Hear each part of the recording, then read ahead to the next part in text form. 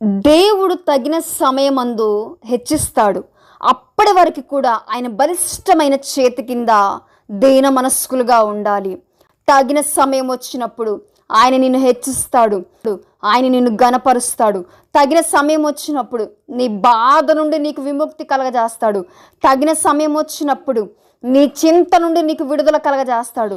తగిన సమయం వచ్చినప్పుడు నిన్ను గొప్ప చేస్తాడు. తగిన సమయం వచ్చినప్పుడు నీ శత్రువుల ఎదుట నిన్ను గణపరుస్తాడు.